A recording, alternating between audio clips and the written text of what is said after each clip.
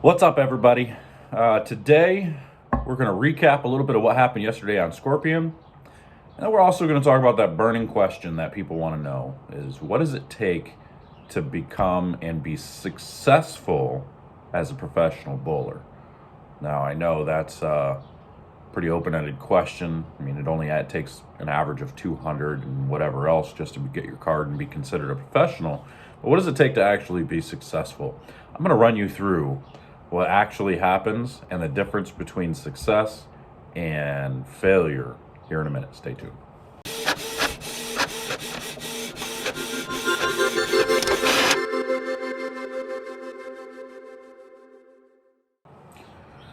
All right, so yesterday was a little better day than the day before, and I've got myself back in contention.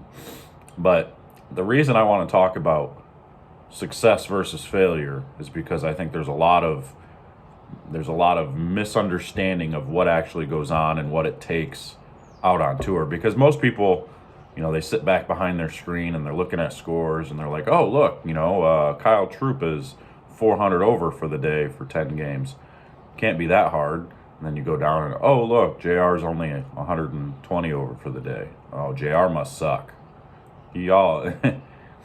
I mean, yeah, I do suck right now. I am having issues right now, but we did get some stuff squared away. But let's talk about like the first block, and what happened there. So I bowled 20 over the first block, okay, and I started with 181. 181 was where I thought my ball reaction was pretty good in practice, and then it kind of just went away.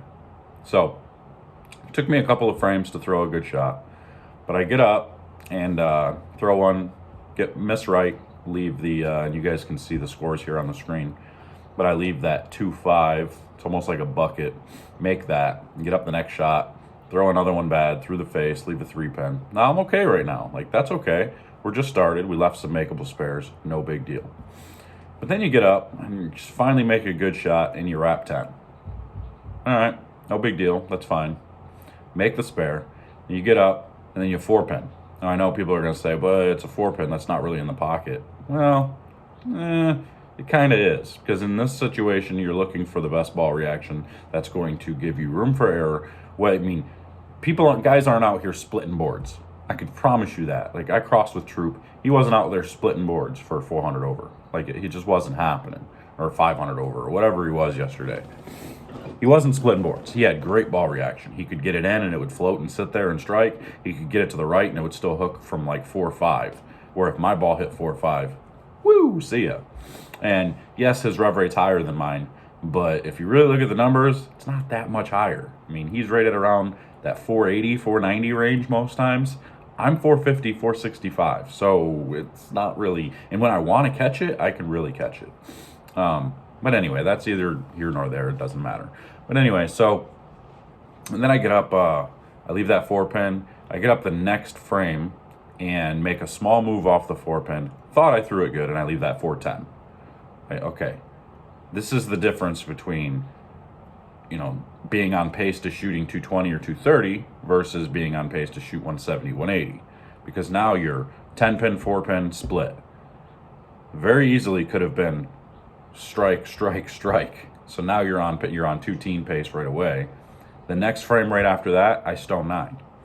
And then after that, I wrap 10.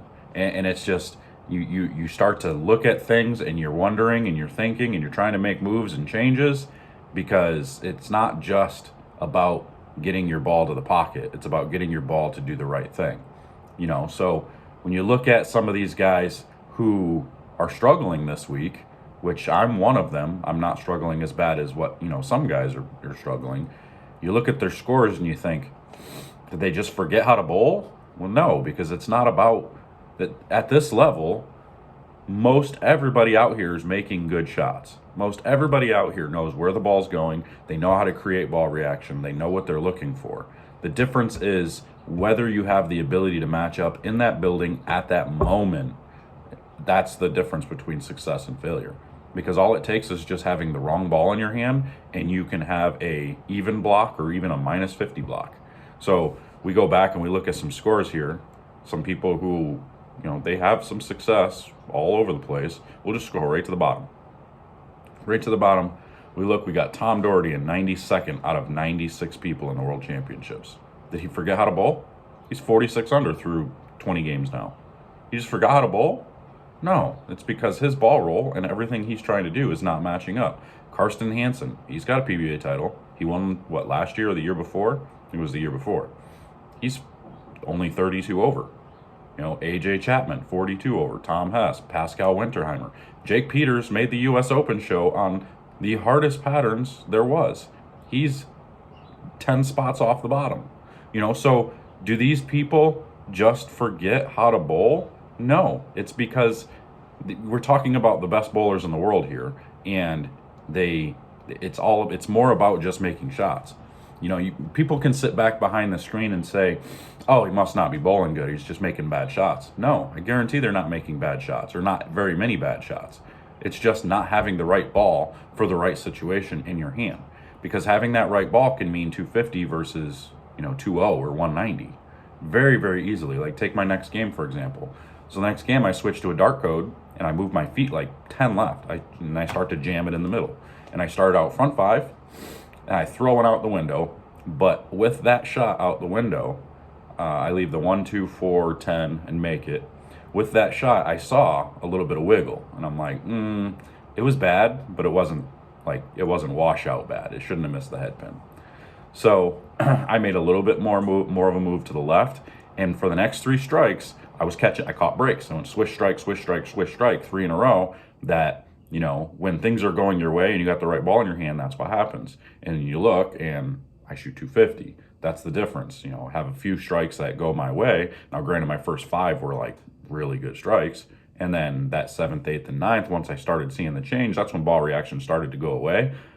But it still found a way to get through the pins, still found a way to strike. That's what you're looking for. So if you're getting things like that going your way, you can shoot 250. You've got the right ball. Now, in the 10th, I just threw one really bad for that 2-4 or 2-7-8, but I made it. And then I made a ball change on the fill to see, what I could do next, and it overhooked and went through the face for 250. No big deal.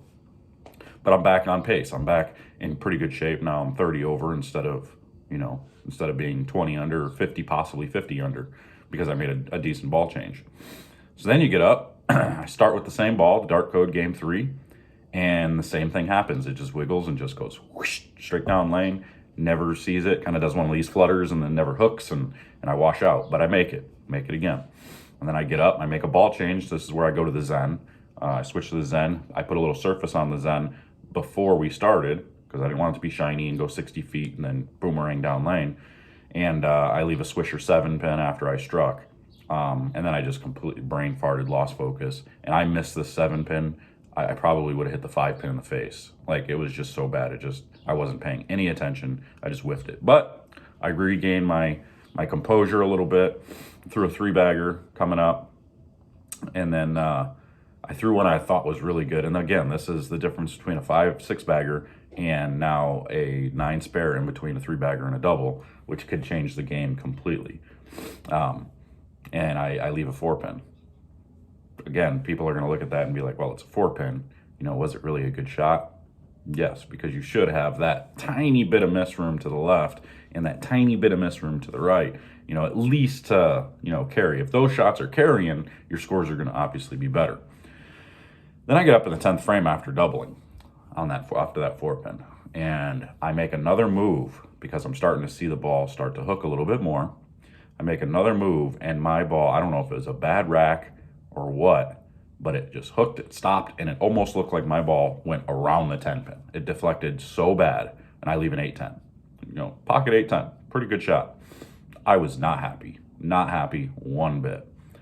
Those breaks, just that right there, that's 20 pins. If that is a flat 10 instead of an 8-10, that's a 12, 13 pin swing right there.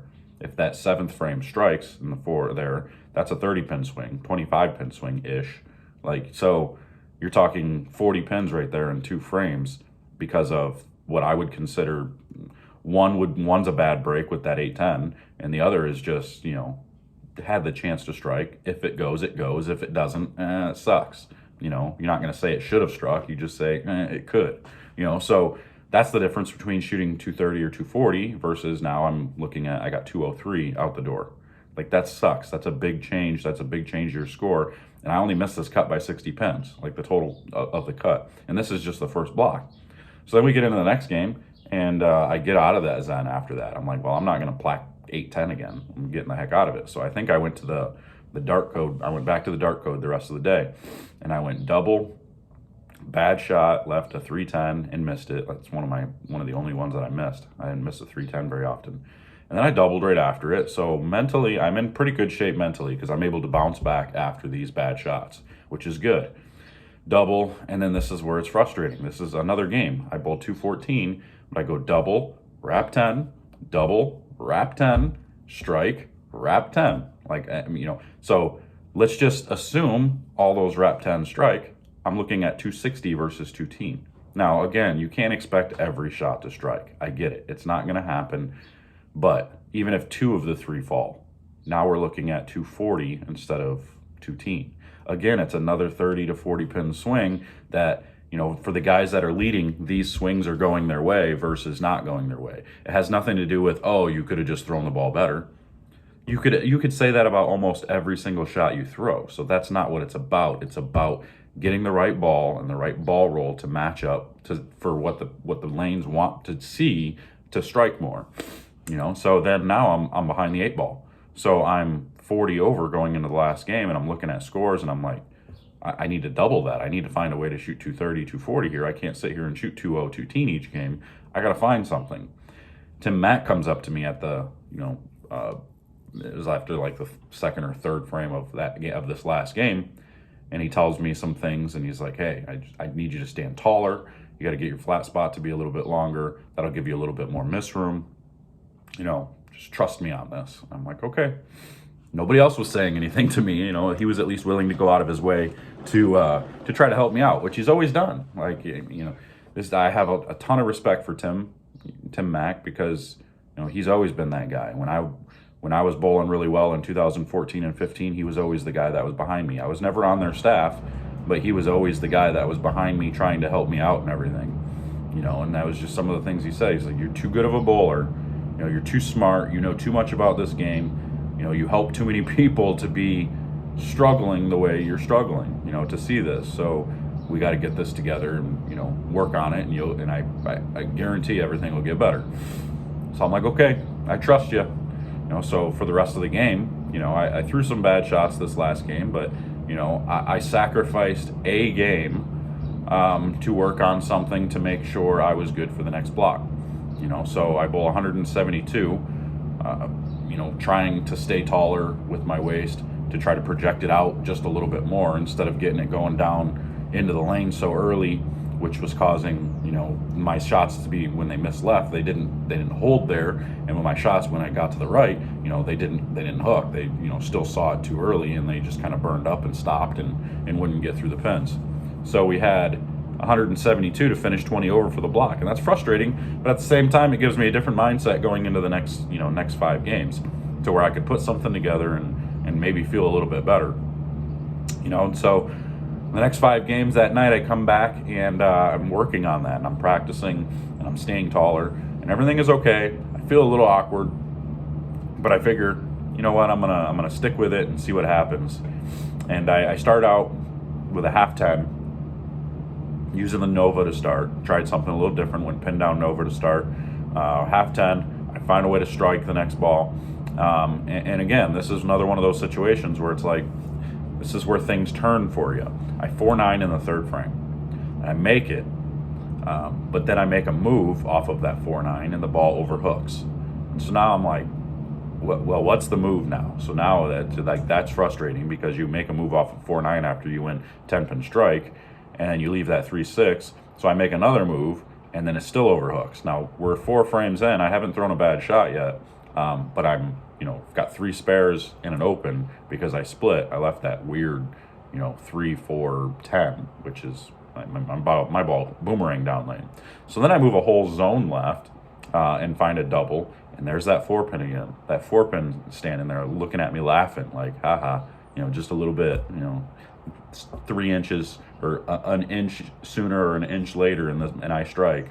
but because you didn't, I'm going to leave a 4-pin here. It's like, it's so frustrating in between two doubles. So double, 4-pin, double, and then I throw, second shot in the 10th bad, and I shoot 2-0-0. Okay, so complete grind at this point. But I'm feeling better. My body's feeling better. My position's feeling better.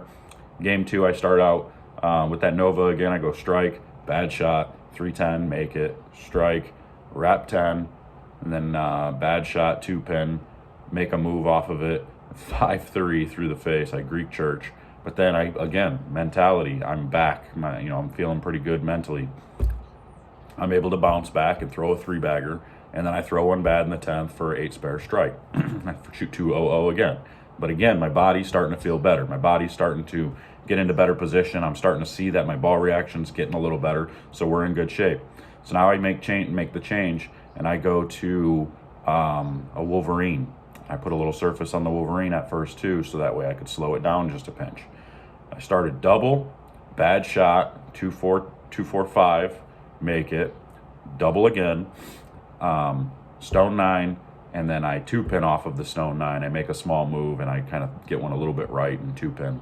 No big deal. That's fine. You're going to throw bad shots every once in a while. That's going to happen. And you just hope that when you do, you leave a 2-pin, or you get 9 or a makeable spare or something easy rather than that. So this is where I know my ball reaction's starting to get better, because instead of 2-10 or Greek church or big 4, I leave the 2-pin instead. So then then I go strike, strike, strike into the 10th. Second one in the 10th, I could shoot 240, and I wrap 10. And it's like, okay, so that one was kind of a digger. Kind of got me a little bit, where I'm like, damn it, that could have been so much more. What is that, 7 strikes for 234? Okay, not too bad. Got 2 doubles and a triple, 234. We're in decent shape. So now we're 54 over. Pretty well out of the number. You don't really have much of a chance here. But again, if those other games prior were those 240s or 230s instead of the 2-0 or 190, we're in good shape. Now we're 110, 120 over instead of 50 over, or even more, and we're right at that number or in the number, pretty good. Now game 4, this is where I switched to the dart code, because that Wolverine was starting to look a little blah down lane in game 3. So I switched to the dart code, and I start with a 3-bagger, and then I threw one that I thought was pretty dang good on the 4th frame, and I Greek churched. And I'm like, whoa, where'd that come from? Got my 3, got my count, but again, mental game. Bounce right back, make the move, throw a double after that. We're in good shape. So I threw a double, but then I wrapped 10. And it's like come on, I needed that 3-bagger there. We could have bowled 260 here. 260 gets me, 100 and something over. We're like, we'd be right there. We'd be getting closer. We'd be making up some ground here. That wrap 10 threw me off. And then I go up and throw another. I throw it. This is where mentality was bad. I got, bad mentality. I go up and throw an awful shot the very next frame and leave a bucket, and I miss it. And it's funny, I miss it, but the ball actually hits the 8-pin, and the 8-pin's wiggling and moving, but it doesn't fall. I collect myself. I throw a couple of good shots to finish. I throw a 4-bagger to finish to shoot 215. No big deal. At least we didn't give it away. We're in good shape. So now we're 69 over. We're okay. Get up in the last game, and I just watched Chris Vi shoot 300 on this pair.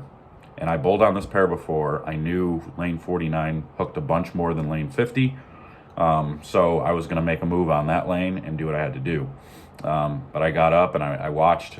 Troop was bowling before me. He got up, and he light switched to 710. And you could tell he moved a bunch left too. So I'm like, all right, I'm still going to move, of course. And I moved about 4 left on that lane. And I threw it good, and it just Greek churched, and it took off down lane, and it Greek churched, and I'm like, crap, all right, whatever, first frame, no big deal. Get up on the right lane, strike, and make another move, so I get another 3-board more move to the left. So now I'm like 6 boards difference from the left lane to the right lane, and I throw the next 7 in a row, and again, could have been 270, 20 more pins here, and I leave that 4-pin again. That 4-pin, it got me. Now, it wasn't this one wasn't a very good shot, but still a 4-pin, still another one of those situations. I shoot 257 and bowl 106 over that block to get to 126 over for the tournament, or for that event, and it gets me to 209 over for the event, which is now about 80 pins back of the World Championship. Going into the shark pattern, which is my what I would hopefully think that is my best pattern, the long, tight patterns where I keep my angles in front of me, generally my better patterns. So we're not in bad shape, considering all the struggle early, with the spots where could have been what coulda, shoulda, woulda, if things just go differently. This is what I'm talking about, though. But out here, that's what it takes. It takes the breaks. You got to have breaks. You got to have things go your way. You can't just go make good shots and think it's going to work. That's not how it works out here. The person who makes the best shots isn't always going to win out here. Most times they're not going to win out here. The person who has the right ball in their hand with the right rotation off their hand is going to win out here.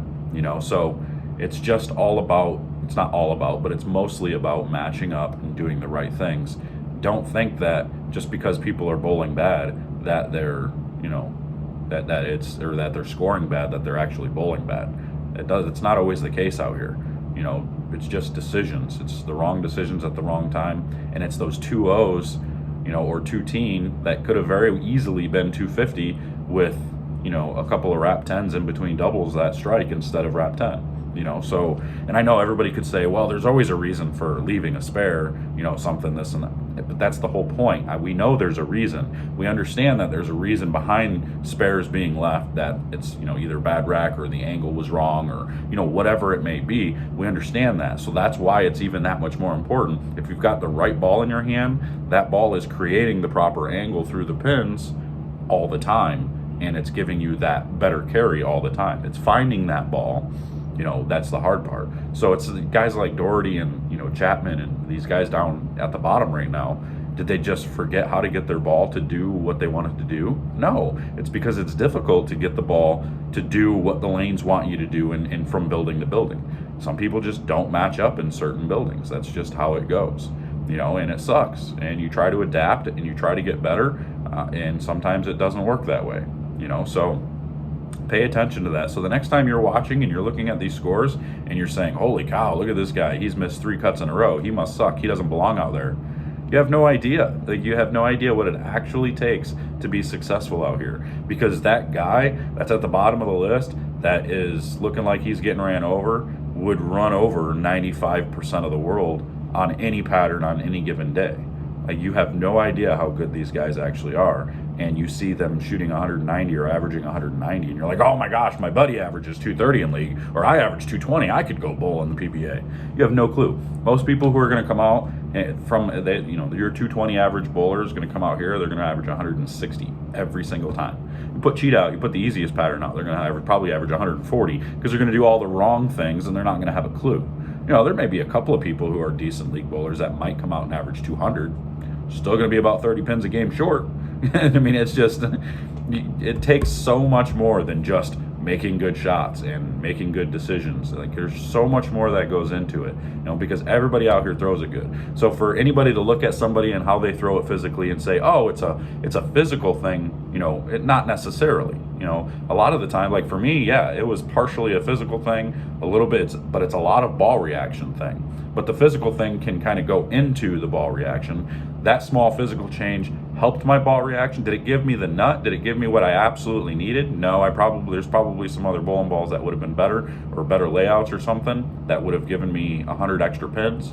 But for that case, for this point, at least now, I give myself a chance. I'm going to go into it with, a better mindset today and see what we can put together for 10 games and make up 80 pens or more. I have the utmost confidence right now that I'm going to A, make the sharp cut, and B, once I do that, I'm well within the World Championship cut. So that's where my mind's at right now.